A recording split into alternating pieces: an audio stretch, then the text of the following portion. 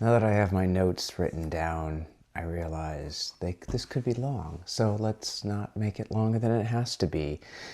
It's Saturday night, and my final night here in Idaho, which is where I'm at, in a room in Idaho, a bedroom in Idaho, and my parents' house in Idaho.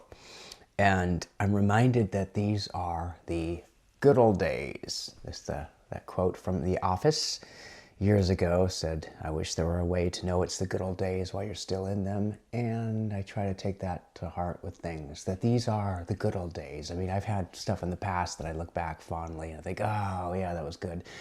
But that doesn't mean these aren't too. These are the good old days too. So 10 years from now, I look back at these and think these were good times, and I appreciate the opportunities I have. Every day is an opportunity. So I get to spend time with family and friends and travel and go on adventures. My health's still pretty good shape, and that eye surgery I had turned out really well, so I can do this without glasses now, even though I wear them sometimes. So things are good. I'm flying back kind of early, I shifted my days around so I could see the Super Bowl, hopefully with friends tomorrow. Am I really nervous? I mean, it is the Seahawks. I've got the shirt right there. I mean, I want them to win, but I'm not as nervous as in past years with the 49ers and stuff. This one is like, it'll be great, but just getting there is an honor type thing. Getting nominated is an honor. Oh, I should say what I did today. Today was thermal baths, and even my parents have not done this. This is kind of a unique thing. My friends that went, it took me, they've been, Mimi and Greg, they've been in their family, they've been 5 times, so 6 now. So they really like this outing, and it is cool. So you go, it's a national park, it's both. It says national park, and you go there and you park and walk down kind of these steps, and then you're sort of on the riverbed is where most of them are. So they kind of come out the rocks that are up on the cliffs, and they come down either into little waterfalls or make pools, or people have kind of added rocks to help them make a pool, and I guess the park service is okay with that. So you get little pools of hot water. Not extremely hot. I mean, most of these ponds, I don't think any of the actual ponds will burn you. But they are hot at first, and then you kind of get used to it. And then as it gets colder in the day, you definitely do not want to leave the pond. I just went in like knees to feet deep. I didn't want to go that far because I also knew when I would be getting out, it would be just really traumatic for me. My body does not like the cold.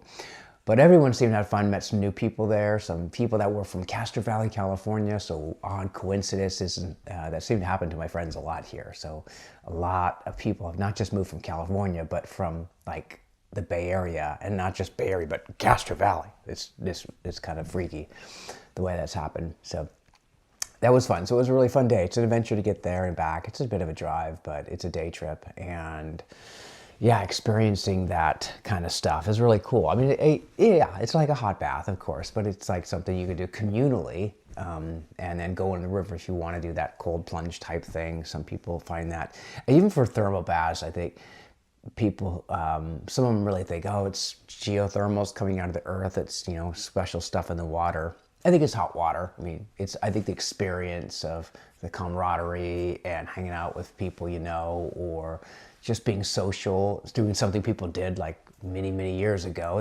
This is not a new thing.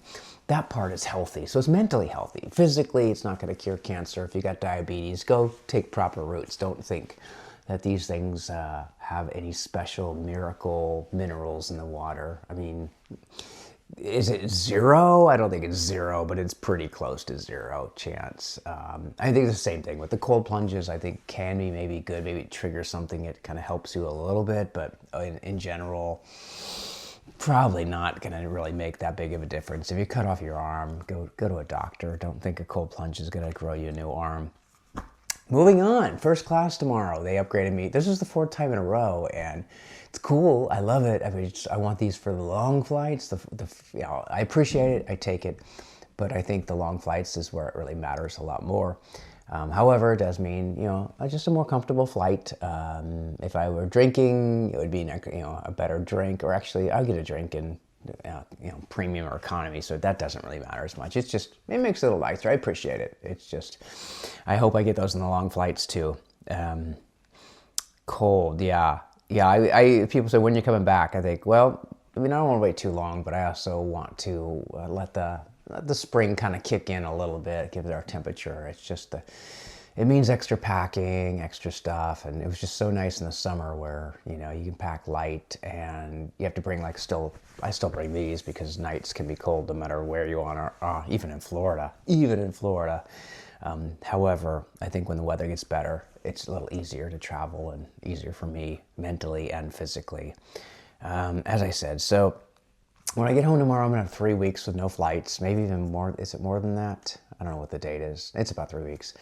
And I just no plane, no trains for 3 weeks is going to be nice. And even when I do fly at the end of the month, it's got to be California back. So another quick one, but that does mean the train. It does mean, you know, the hassle of flying, which I still enjoy it. Not that I hate it, but it does get tiring if you do it too often.